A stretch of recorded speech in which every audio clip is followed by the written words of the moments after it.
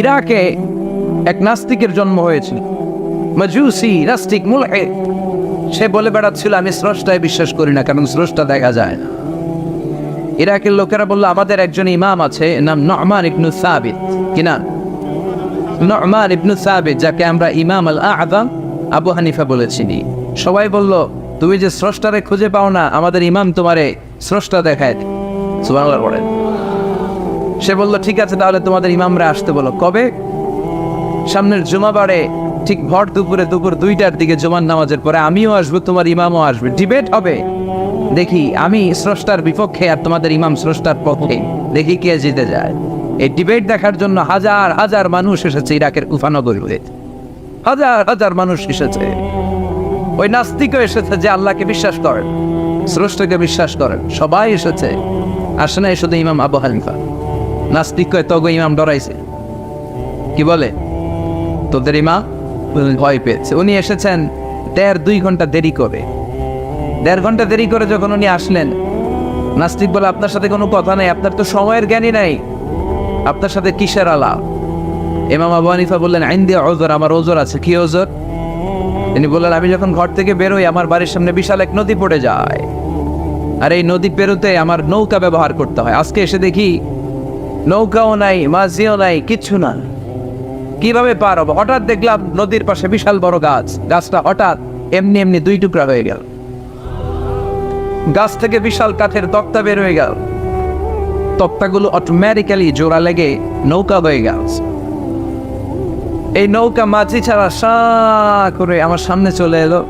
আমি নৌকায় বিসমিল্লাহ বলে বসে পড়লাম। হঠাৎ নৌকা আমারে টান দিয়ে ওপারে নিয়ে, তারপর আমি আপনার এই ময়দানে ছুটে এসেছি। এই যে গাছ কাটা, তক্তা হওয়া, নৌকা হওয়া, মাটি ছাড়া চলা, এই প্রসেসিং করতে আমার 2 ঘন্টা সময় লেগেছে। I am extremely sorry for that. Asif Jiddar, আমি দুঃখিত। নাস্তিক নেতা বলে তোকে ইমাম গাঞ্জা খাইছে।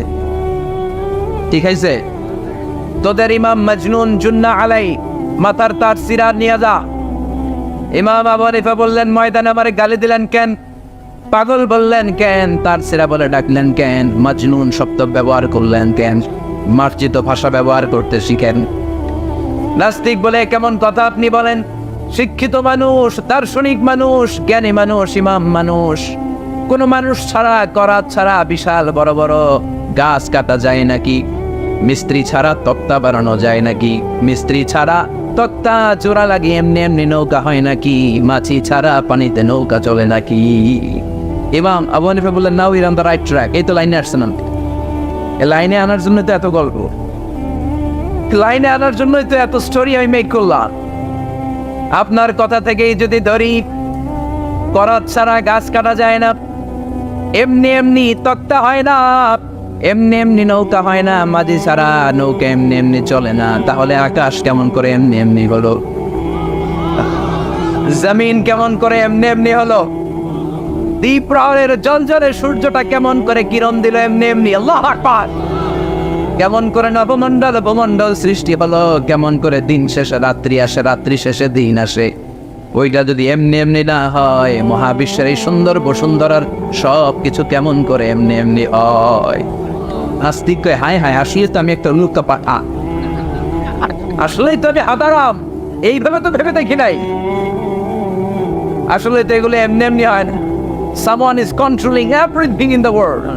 একজন মহা শক্তিধর, মহা এমডি আছে, এমডি ম্যানেজিং ডাইরেক্টর, মহা ব্যবস্থাপক, সব ব্যবস্থাপকদের বড় ব্যবস্থাপক। চিৎকার করে বলেন তিনি কে? বিশাল এক ব্যবস্থাপক আছে, তিনি সব কন্ট্রোল করছেন। এতদিন পর্যন্ত আমি বুঝতে পারি নাই, আমারে মাফ করিয়ে দেন আর পড়িয়ে দেন লা ইলাহা ইল্লাল্লাহু মুহাম্মাদুর রাসূলুল্লাহ সাল্লাল্লাহু আলাইহি সাইয়েদনা ইমাম আবু হানিফার হাতে হাত রেখে শাহাদা বাক্য পাঠ করেছে। সুবহানাল্লাহ পড়ে। ঝিনুকের ভেতর লুকিয়ে থাকে যেমন মদি, ঝিনুকের ভেতর লুকিয়ে থাকে যেমন মদি, কালমা শাহাদাতে আছে আল্লাহর জ্যোতি, কালমা শাহাদাতে আছে আল্লাহর জ্যোতি। সুবহানাল্লাহ। এই জ্যোতি যার হৃদয়ে একবার টাচ করে তার জন্য জান্নাতকে খুলে দেয় কে? এজন্য এই সূরা পড়লে নাস্তিকরা নাস্তিক থাকবে না। নাস্তিকদের জন্য এখানে আল্লাহ মেডিসিন দিয়েছেন, কিছু ডোজ দিয়েছেন। আলহামদুলিল্লাহ পড়ে। এই সূরা থেকে আমরা কিছু সময় কথা শুনতে রাজি আছেন তো? সূরার নাম চিল্লায় বলেন কি না? মুলক। মুলক মানে কি? মুলক মানে রাজত্ব, মুলক মানে ক্ষমতা, মুলক মানে পাওয়ার, মুলক মানে কিংডম, মুলক মানে সভরেনিটি। সুবহানাল্লাহ পড়ে। রব্বুল আলামিন বলেন তাবারাকাল্লাযী বিয়াদিহিল মুলকু ওয়া হুয়া আলা কুল্লি শাইইন কাদির। সুবহান সেই সত্তা যার হাতে ক্ষমতা আর তিনি সব বিষয়ে ক্ষমতাশীল। সুবহান। তাবারাকাল্লাযী বিয়াদিহিল মুলক, মহামহিম সে সত্তা, সুবহান সে সত্তা, বিয়াদিহিল মুলকু যার হাতে ক্ষমতা। ক্ষমতা কার হাতে? আল্লাহ। চিৎকার করে বলতে হবে কার হাতে? আল্লাহ। নাকি আমাদের হাতে? না সরকারের হাতে, পুলিশের হাতে, র্যাবের হাতে, মাশরাফির হাতে, হিরো আলমের হাতে? ক্ষমতা কার হাতে? ক্ষমতা শুধুমাত্র একজনের হাতে। চিল্লায় বলেন তিনি কে? আল্লাহ। আল্লাহর হাতে ক্ষমতা, আর তিনি হচ্ছেন সকল ক্ষমতার উৎস, centre of the all powers. সব ক্ষমতার উৎস কে? নাকি জনগণ? আমরা কিন্তু এটাই শিখি, এদেশে আমাদেরকে রাষ্ট্রীয়ভাবে শিখানো হয় এটা রাষ্ট্রীয় কুপুরি। সকল ক্ষমতার উৎস জনগণ নয়, সকল ক্ষমতার উৎস কে? উনি ক্ষমতার উৎস, তিনি ক্ষমতাশীল, মহা ক্ষমতাধর, তার ক্ষমতার সাথে কারো তুলনা হয় না। আমাদের কি ক্ষমতা আছে? কথা বলে। বল্লা পোকা কেমন খাইছেন? হ্যাঁ, মৌমাছি কামড়াইছে, মৌমাছি কামড়াইলে চিল্লাচিল্লি শুরু করে, তো কি ক্ষমতা আছে আপনার? বল্লা কামড় মেয়েরা দেয় তো ওটা ধরে তো মারবো, এটাও পারি। কুত্তায় কামড়াইলে আমরা কুত্তারে কামড়াইতেও পারি না। কথা বলেন। আমরা নাকি ক্ষমতার মালিক। পিছন থেকে কেউ যদি বলে হুজুর শাহ, মজা করে বলছি এতই ভাই বেশ, আসলে যদি করে আসতো শব্দ, স্লোগান দেওয়ার বেলায় লিল্লাহে তাকবীর আল্লাহু আকবার, আমার ভাই তোমার ভাই, কাপায় ফেলামো নামায় ফেলাও। কথা বলেন। আর যদি পেছন থেকে কেউ আওয়াজ করে বলে শাহ, দৌড়। আপনারা কি দৌড় দিবেন? আমরা দিতে দৌড় দিন। কথা কর।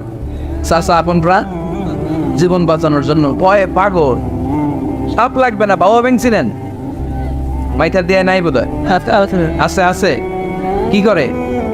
খালি লাফায়। 10টা বাবা ব্যাং যদি ছেড়ে দেওয়া হয় স্টেজে 2টা, আর বাকি 8টা এদিকে, বাবা ব্যাং আর কি লাভ দিন? এর সে লাফালাফি শুরু করবো আমরা। কথা বলে। আর আমরা দাবি করি আমরা ক্ষমতার উৎস। কোনো ক্ষমতা নাই।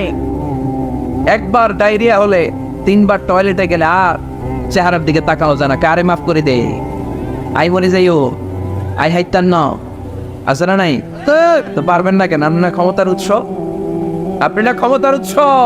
আরে আপনার তো কোনোই ক্ষমতা নাই। খুলিকাল ইনসানু দাঈফা, মানুষকে দুর্বল থেকে দুর্বল করে তৈরি করেছে কে? এজন্য রব্বুল আলামিন বলেন তাবারাকাল্লাযী বিয়াদিহিল মুলকু ওয়া হুয়া আলা কুল্লি শাইইন কাদির। সুমহান সেই সত্তা যার হাতে ক্ষমতা। চিল্লায় বলেন ক্ষমতা কার হাতে? আল্লাহ। আমাদের হাতে কোনো ক্ষমতা নাই। আমরা হলাম দুর্বল। আমরা কি? দুর্বল। দুর্বলের ঘরে দুর্বল। আমরা যখন জন্মেছিলাম দুর্বল। আমার ছোট্ট একটা মেয়ে আছে, আমি অবাক হয়ে থাকি যে আমিও তাইলে ছোটবেলায় এরকম ছিলাম। না খাওয়ালে খেতে পারে না, পেশাব পায়খানা করে, ঘর নষ্ট করে, বমি করে, দাঁড়াতে পারে না, শুইতে পারে না, লালা পড়তে থাকে, ক্লিন করতে হয়, সব সময় তাকে সার্ভ করতে হয়। কি দুর্বল ছিলাম আমরা। ওই দুর্বলতা থেকে যৌবনের সাময়িক একটা সময় পাই রক্ত গরম। এরকম রক্ত গরম তোমার আগে ছিল না। আগে তুমি দুর্বল ছিলা। তুমি শুধু দুর্বল না, তুমি দুর্বলের ঘরের দুর্বল। আমাদের 14 পুরুষ দুর্বল। চিল্লায় বলেন ঠিক কিনা? কি ক্ষমতা আমাদের? দুর্বল হয়ে দুনিয়ায় জন্মালাম, সাময়িক কিছু সময়ের জন্য যৌবনের শক্তি পেলাম, আবার ওইটার পরে আবার দুর্বল হয়ে গেল। রং ধরা যৌবন জং ধরে শেষ, আবার লাঠি নিয়ে হাঁটা লাগে, কোমরে ব্যথা, মাজায় ব্যথা, আবার পুজো হয়ে যায়। কি ক্ষমতা আছে আমার? কি ক্ষমতা আছে? একটু ভূমিকম্প হলে কাঁপাকাঁপি শুরু হয়ে যায়, ঠিক কিনা? ভূমিকম্প হলে বাঁচার জন্য সব দেয় দৌড়। টেলিভিশনের কিছু লাইভ প্রোগ্রাম দেখলাম, উপস্থাপক দৌড়, অতিথিও দৌড়। দেখেন নাই? লাইভ ব্রডকাস্টিং হচ্ছিল, সরাসরি সম্প্রচার। যখন দেখা যাচ্ছে চেয়ার কাঁপতেছে, উপস্থাপক দৌড়, আর মেহমানরা বসে আছে মাইক নিয়ে, কিছুক্ষণ পরে আরো কাঁপাকাঁপি বেড়ে গেল, মেহমানও দৌড়। কথা কর। 20 তলা 30 তলা দামি দামি বিল্ডিং গুলোর ফ্ল্যাটের ভেতরে যারা থাকে